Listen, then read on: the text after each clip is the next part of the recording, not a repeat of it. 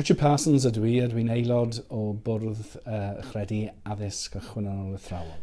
Mae hwn yn cyfle arbennig ar gyfer Gymraeg yng Nghymru, mae'n amlwg, a mae'n her wrth gwrs hefyd, achos miliwn o siaradwyr yn heriol erbyn 2050. Ond wrth gwrs, beth sy'n dda hefyd nawr yn ddiweddar bod mae Llywodraeth Cymru wedi cyhoeddi y cynllun gweithredu ar gyfer Gymraeg mewn addysg.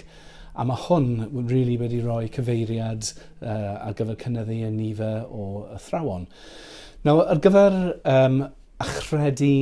beth sy'n digwydd gyda'r sefydliadau, gyda'r partneriaethau ar draws Cymru, mae hwn yw'r cyfle i wneud yn siŵr bod mae sefydliadau yn deall yn union beth yw heriau o blaen ni. Hynny yw, wrth gwrs mae angen targedu yr ysgolion cyfrwng Cymraeg, a wneud yn siŵr bod yn ysgolion cyfrwng Cymraeg mae digon o athrawon sy'n gallu dysgu y pynciau wahanol, y cemeg, y ffiseg, ieithoedd modern, yn ychwanegol at y Gymraeg. Felly mae hwn yn rhoi y gyfle i wneud yn siŵr bod y sefydliadau, bod y prifysgolion, bod y partneriaethau yn glir a beth sy'n angen iddyn nhw wneud yn y cyfeiriad yna.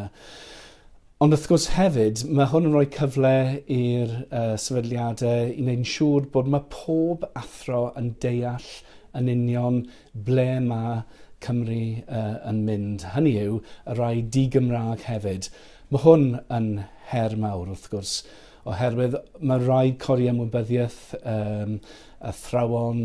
mae pob athro bod nhw'n deall yn union beth sy'n o blaen nhw. Wrth gwrs, ar gyfer y rai di-Gymraeg, ond efallai rai hefyd sydd wedi cael addysg yng Nghymru a ddim yn hyderus iawn i ddefnyddio Gymraeg. A mae sefyllfa yn gymleth iawn. A dwi'n credu bod hwn yw'r cyfle ar gyfer y achredu i wneud yn siŵr bod mae cymaint o ddisgyblion sydd wedi bod trwy'r ysgolion cyfrwng Cymraeg yn y cymoedd neu ble bynnag, a nawr i roi y hyder iddyn nhw i mynd mewn i'r system, os nhw'n mynd mewn i'r system ar gyfer cyfrwng Cymraeg i ddysgu pynciau nhw, neu os maen nhw'n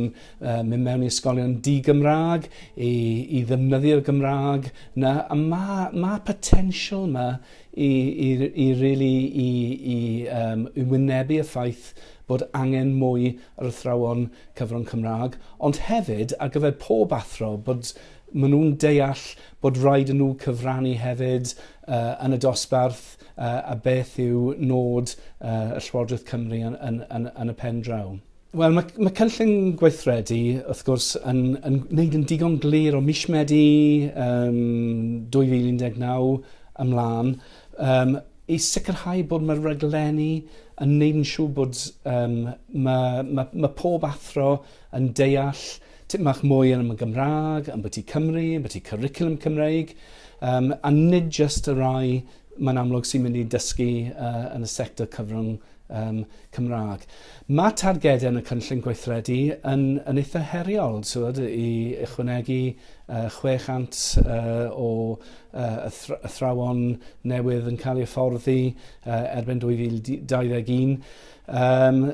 Ond wrth gwrs mae rhaid fel ni gweud o blaen, mae rhaid bod yn siŵr bod maen nhw'n pawb yn deall yn y partneriaethau yma yn y brifysgolion bod angen pobl yn y sector